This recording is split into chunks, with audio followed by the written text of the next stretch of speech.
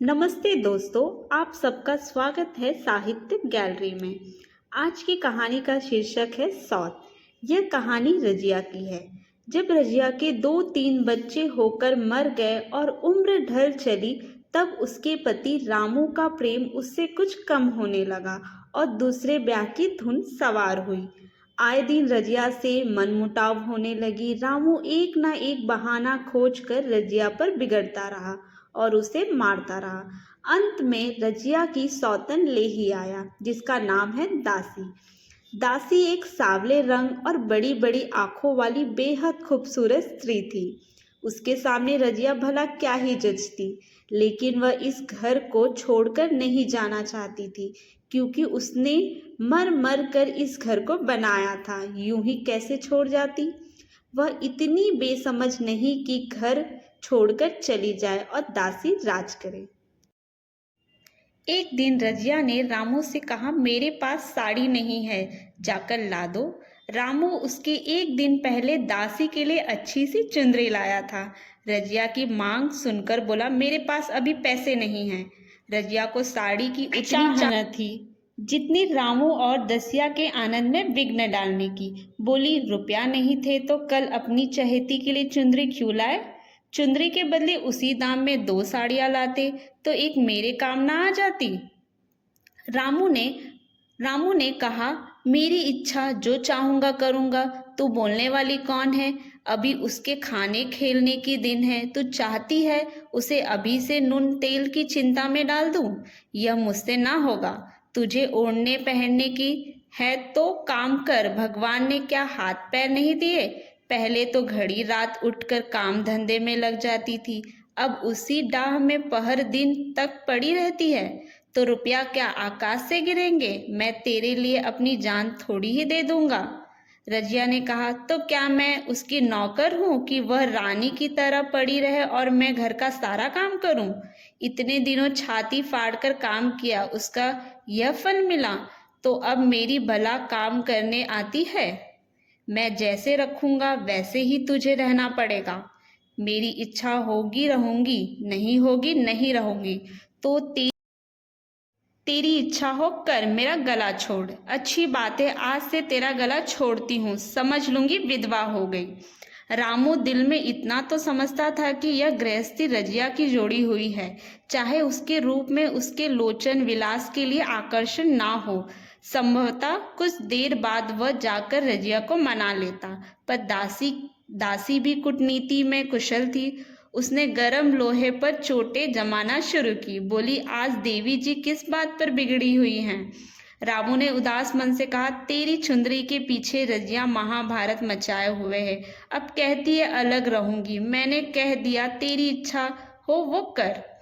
दशिया ने आंखें मटकाते कहा, यह सब नखरे हैं कि आकर हाथ पांव जोड़े मनवाए और कुछ नहीं। तुम चुपचाप बैठे रहो, 2-4 दिन में आपकी गर्मी उतर जाएगी। कुछ बोलना नहीं, उसका मिजाज और आसमान पर चढ़ जाएगा। राजू ने गंभीर भाव से कहा, दासी तुम जानती हो वह कितनी घमंडिन है। वह मुंह से जो बात कहती है उससे करके छोड़ती है। रजिया को भी ऐसी दुर्व्यवहार की आशा ना थी। वह पहले जैसी सुंदर नहीं, इसलिए अब रामू को उससे प्रेम नहीं है। पुरुष चरित्र में यह कोई असाधारण बात ना थी, लेकिन रामू उससे अलग रहेगा इसका उसे विश्वास ना आता था। यह घर उसी के पैसों से जोड़कर बनाया गया, गृहस्थी जमाई गई, अनाज का लेन देन किया गया। इस घर में आकर उसने कौन कौन से कष्ट नहीं झेले। इसीलिए ना कि वो अपने बुढ़ापे में चैन से रहेगी, खाएगी, और आज वह इतनी निर्दयता से दूध की मक्खी की तरह निकाल कर फेंक दी गई। रामू ने इतना भी नहीं कहा, तू अलग नहीं रह पाएगी। मैं या तो खुद मर जाऊंगा या तो तुझे मार डालूंगा, पर तुझे अलग ना होने दूंगा। तुझसे मेरा ब्याह हुआ है, हंसी मजाक थोड़ी। तो जब रामू को उसकी परवाह नहीं, तो वह रामू को क्यों परवाह करे? क्या सभी स्त्रियों के पुरुष ऐसे ही होते हैं? आज उसके लड़के होते तो क्या मजाल थी कि वो नई स्त्री लेकर आते, ऐसा व्यवहार करते। इस निर्दयी को मेरे ऊपर इतनी भी दया ना आई। दूसरे दिन रजिया एक दूसरे गांव में चली गई। उसने अपने साथ कुछ न लिया, जो साड़ी उसकी देह पर थी वही सारी संपत्ति लेकर गई। विधाता ने उसके बालकों को पहले ही छीन लिया था, आज घर भी छीन लिया। रामू उस समय दासी के साथ बैठकर आमोद विमोद कर रहा था। रजिया को जाते देखकर शायद वह समझ न सका कि वह चली जा रही है। रजिया ने यही समझा, इस तरह चोरों की भांति वह जाना भी नहीं चाहती थी। वह दासी को उसके पति और सारे गांव को दिखा देना चाहती थी कि वह इस घर से एक भी सामान नहीं लेके जा रही। गांव वालों की दृष्टि में रामू का अपमान करना ही उसका लक्ष्य था। उसके चुपचाप चले जाने से कुछ भी ना होगा। रामू उल्टा सबसे कहेगा रजिया घर की सारी संपत्ति उठा ले गई। उसने रामू को पुकार कर कहा, संभालो अपना घर, मैं जाती हूँ, तुम्हारे घर की कोई भी चीज साथ ना ले जाती।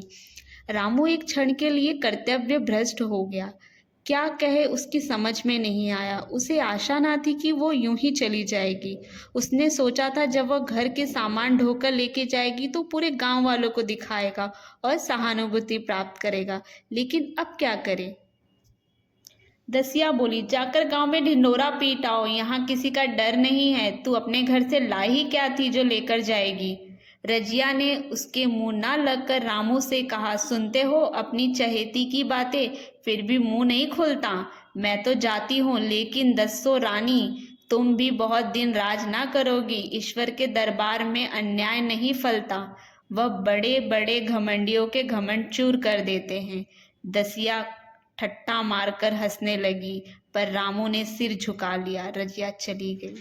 ये था सौत कहानी का पहला भाग। आशा है कि आपको रजिया की कहानी अच्छी लगी होगी। रजिया की आगे की कहानी के लिए आपको देखना होगा भाग 2। आप हमारे चैनल साहित्य गैलरी में जाके देख सकते हैं। ऐसे ही हिंदी कहानियों के लिए हमारे चैनल साहित्य गैलरी को सब्सक्राइब करके बेल आइकॉन प्रेस करें। धन्यवाद। Bye bye.